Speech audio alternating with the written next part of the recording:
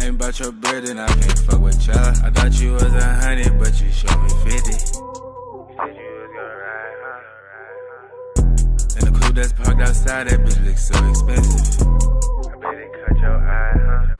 Hey, before now, to this, Lil Boosie spent 3.5 years on death row, which I did not know about, bro. Lil Boosie is one of the most influential artists from Louisiana, but growing up in the streets of Baton Rouge, Boosie has had many ups and downs throughout his career, including spending almost 4 years on death row for first-degree murder. Let's dive into the career and criminal history of Lil Boosie. Boosie was raised on West Garfield Street on the south side of Baton Rouge, Louisiana. His mom was a school nurse, and his pops was in the streets and also worked as a pastor. Boosie grew up in a rough neighborhood that was full of drugs and violence. As a teenager, he slowly got sucked into the street life and eventually got expelled from school. So, with basketball out of the picture and school no longer an option, Boosie started hustling to survive. But he always had a dream of being a rapper. He started rapping in the late 90s. His cousin, Young D, plugged him in with another Baton Rouge rapper named CeeLo, who started mentoring him.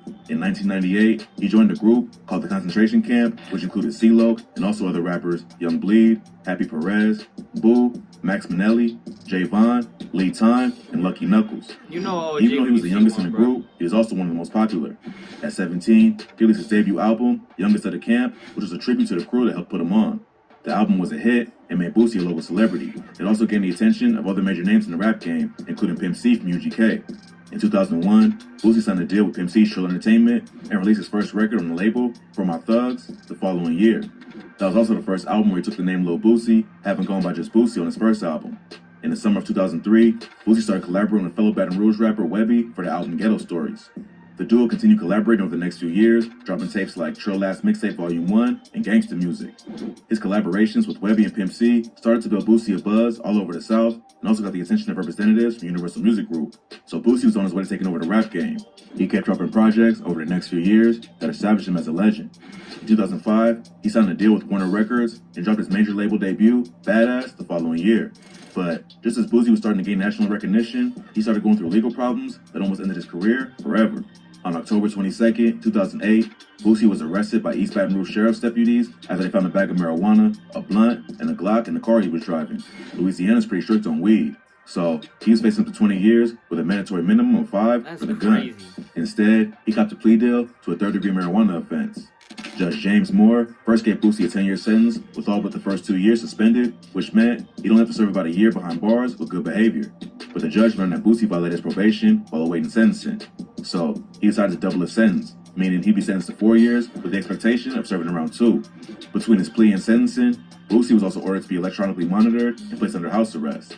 The verdict was handed down on November 10, 2009, and Boosie began his sentence the next day. But not long after that, he got hit with another serious charge that didn't just threaten his freedom, but also his life. On June 17, 2010, Boosie was indicted on first-degree murder charges for the death of Terry Boyd. Boyd was Boosie's baby mama's brother. He got killed on October 21st, 2009, after someone fired a 9mm handgun through the front window of the home he was staying at on Vermilion Drive. The house belonged to a man named Ben Hawkins, and Boyd had been staying there for about a month, ever since being released from prison after serving 5 years.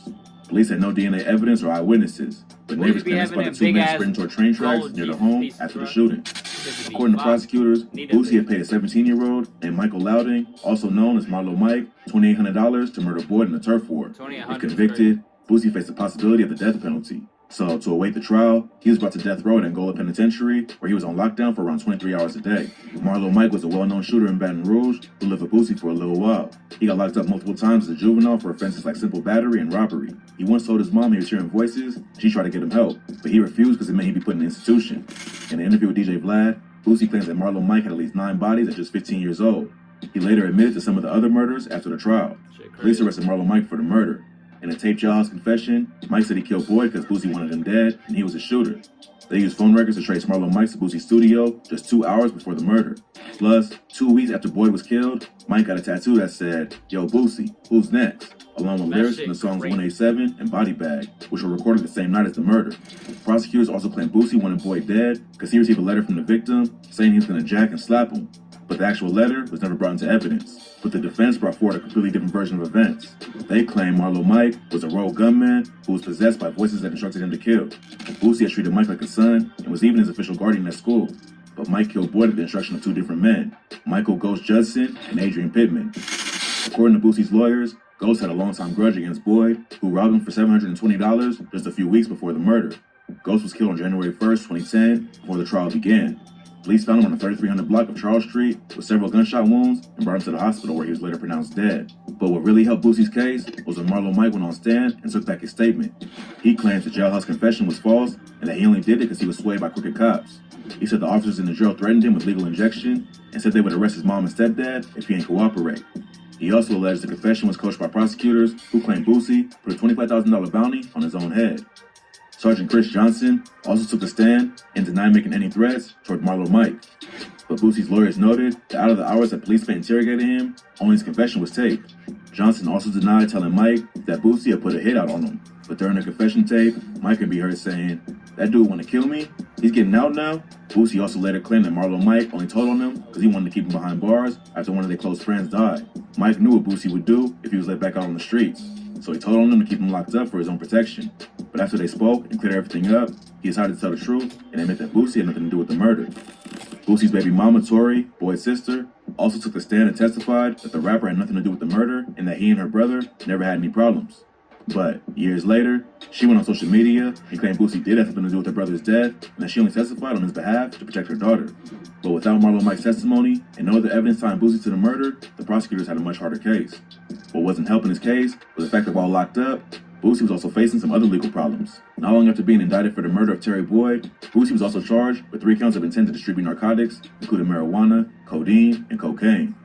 Investigators claim Boosie smuggled drugs into Angola on 2 separate occasions, but his lawyer said his drug convictions in no way proved that he was also connected to the murder.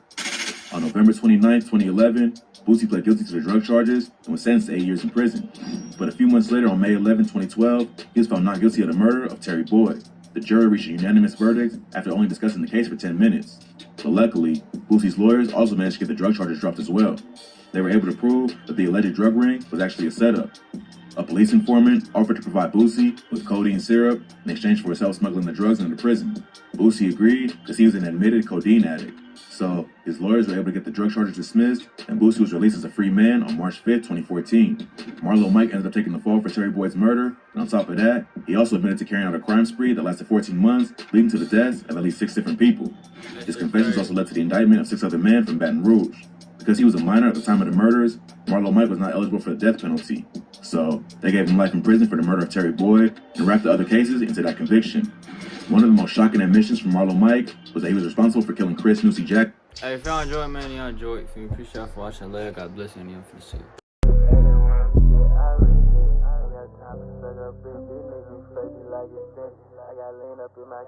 Hop in the coupe and not the grip. I got your bitch, you riding past the ground.